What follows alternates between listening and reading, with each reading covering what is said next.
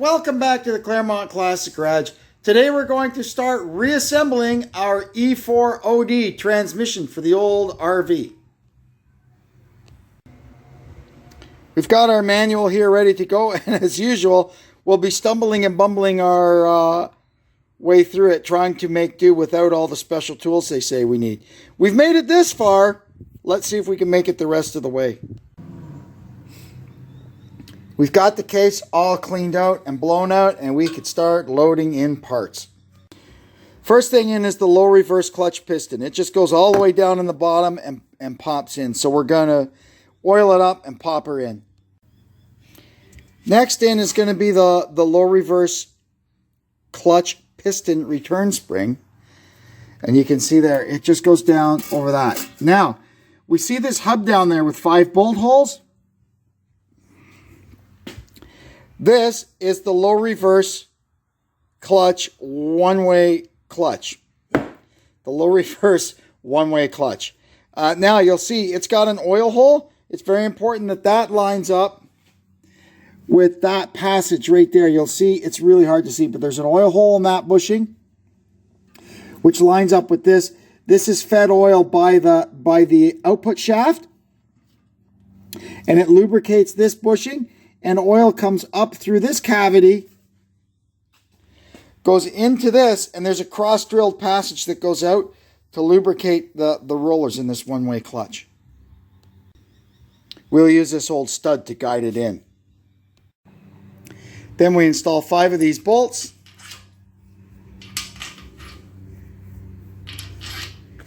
And torque them up to 25 foot-pounds. Now we're going to install the low reverse clutch pack all the way down there. Here it is. Like I said before, if we were using new clutch plates, we would soak them in clean oil for 15 minutes. But these are already soaked in nice clean oil from being out in service. So we're just going to load it in. And as I've said before, we start with a thin steel plate against the clutch piston, work our way out, and then we end with the backing plate and the snap ring.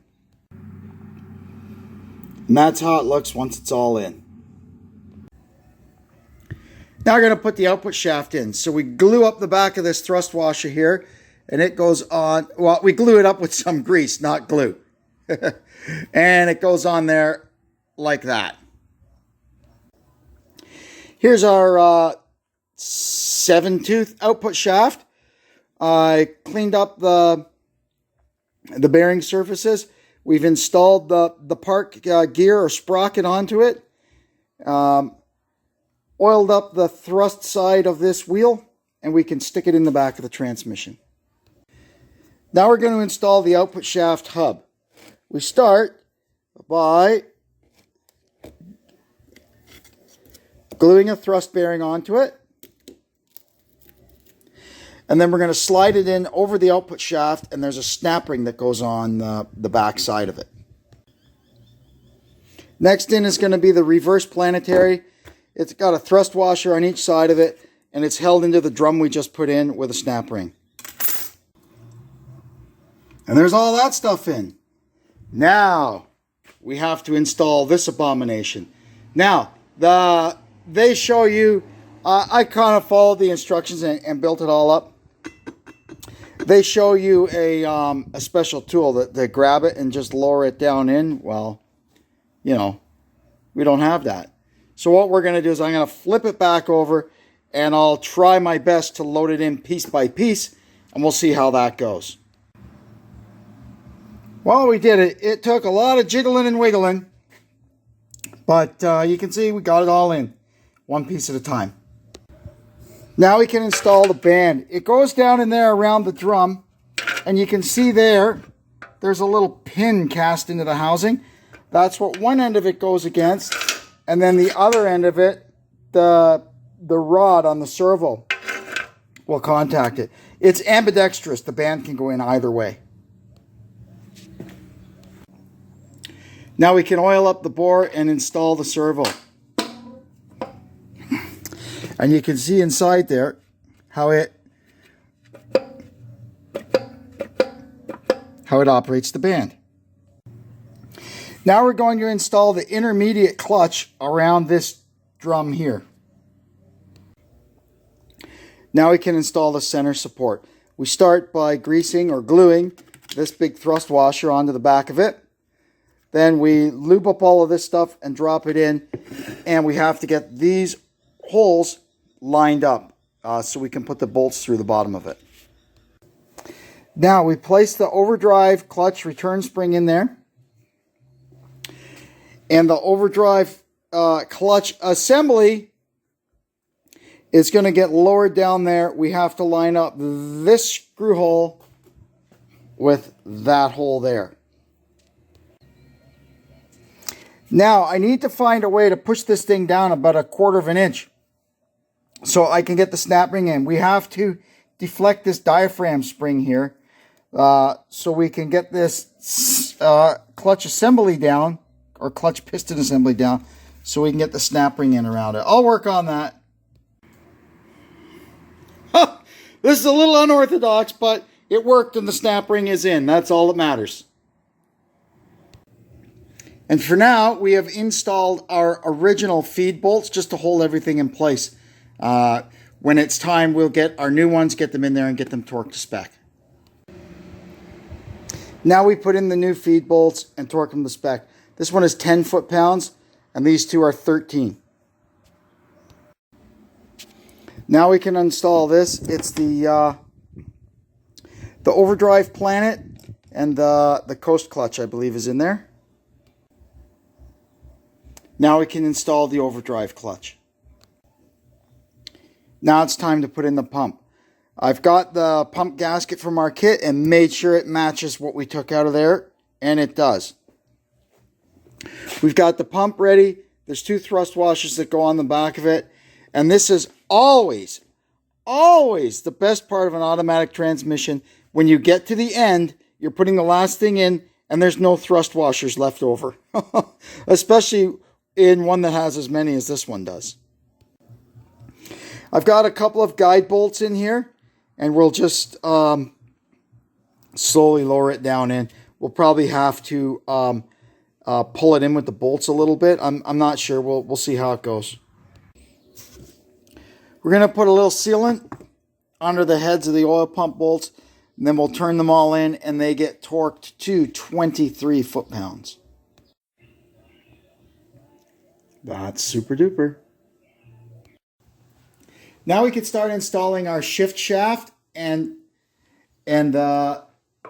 park stuff. So we start with a shift shaft seal. We're just going to get that in there flush with the case. Good. We've got our rooster comb in there, and now we're going to, this thing points down or up when the transmission's upside down. There, and we'll just get that in there like that. Get the nut on.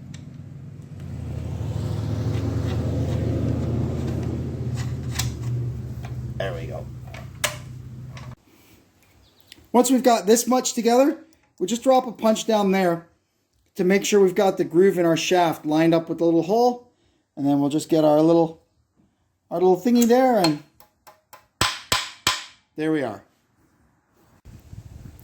Once we've got that done, then we install this big dowel pin, the park pawl, and the return spring. Just like that. You want the spring to return the pawl, not apply it. And then we put the lock plate on with these 2 bolts.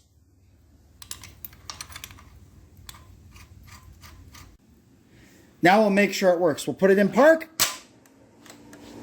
and see what happens. There we are. Park works.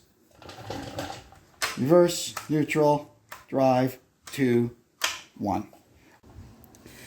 Now we're going to install the range selector sensor. And you can see here there's a groove cut on each side of this, and there's 2 keys. There's 2 keys in there. And when we put it on, we need to make sure that the selector is in neutral, which is 3rd back. So there's park, reverse, neutral. And we install it so that you can see there, they give you 2 marks.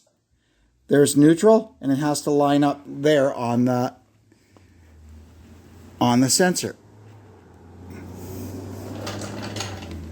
So we'll get our screws started in here.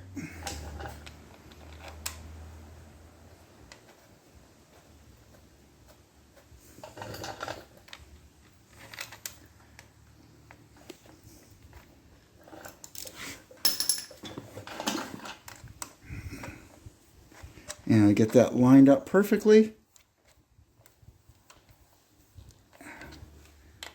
There we are. We carried on and got the rest of the main valve bodies in 2 pieces. Make sure you remember to put the 2 check balls in there. The solenoid body's in. Everything is torqued up. Now we need to make sure that our manual valve stays engaged in this through all of its range. So we're park, reverse, neutral, drive, 2, 1.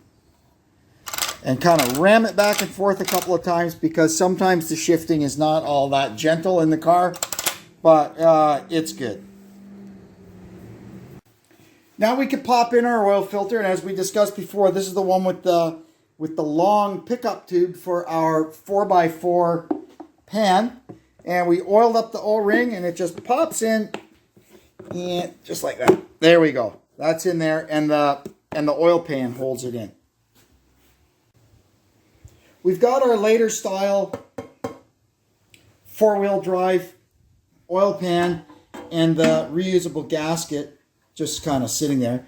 What we need to do now is find a location. We need to install a bung for the fluid temperature sensor, and it's got to be a place where there's nothing really on the inside of the pan that will get in its way.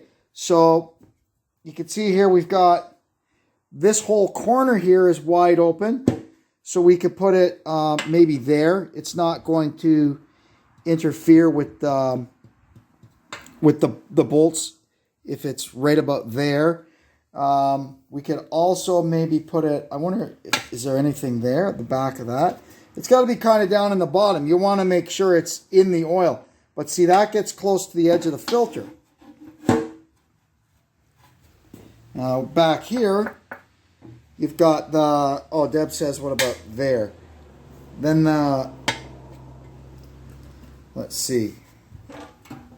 No, there's a casting there. Over here we've got another casting.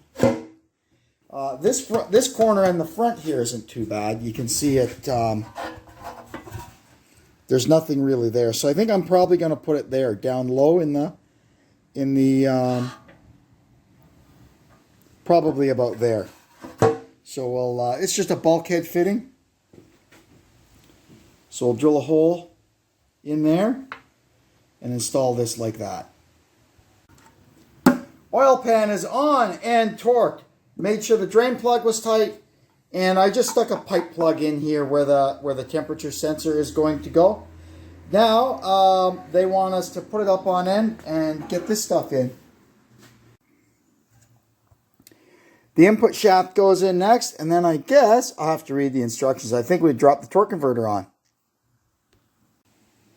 Now we'll drop the converter in, and there's 3 things we have to engage. The input shaft. What do they call this? That engages the stator. And the oil pump drive is down there. So we'll put it on, let gravity do the work for it, and just slowly spin it around, and it'll go clunk, clunk, clunk as it engages all 3 things. We'll lubricate this all up and go for it. I can't really do it on camera because I haven't got enough hands, but that's how I got to do it anyway.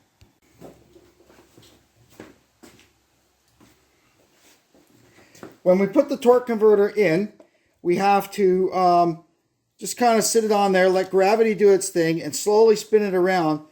And element by element, it will engage on all these splines. We've got to engage the turbine, the stator, and the pump.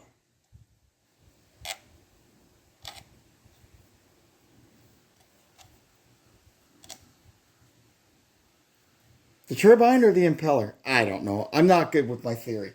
Anyway, this is probably going to get a little messy too, because I bet there's oil left in this thing, even though we drained it.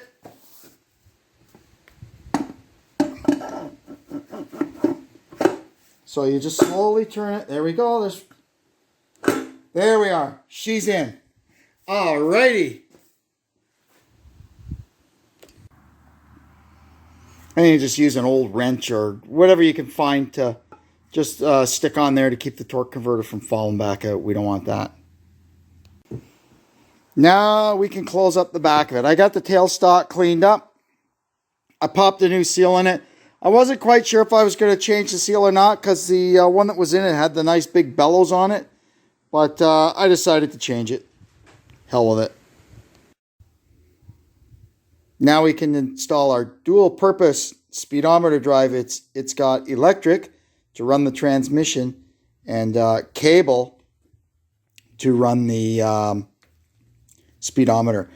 We've put the correct orange speedometer gear on it. Just fish that in. There we go. And I got a new bolt. Just a 1/4 bolt that holds this in. We'll get that tightened up.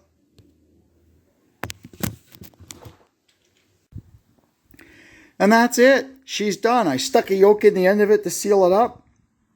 And it can just stay here on the stand until we're ready to do the swap. Our E4OD is all back together and ready to go in the camper. In the next video, we're going to start getting some of the conversion parts and pieces ready. It's mostly junkyard stuff. I think I've got it all. I hope I've got it all. I ordered a couple of bits and pieces today. They should be in by then. Anyway, thank you very much for tuning in, supporting our channel, and I hope you'll come back and see us next time. And until then, this is Kevin saying so long from the Claremont Classic Garage.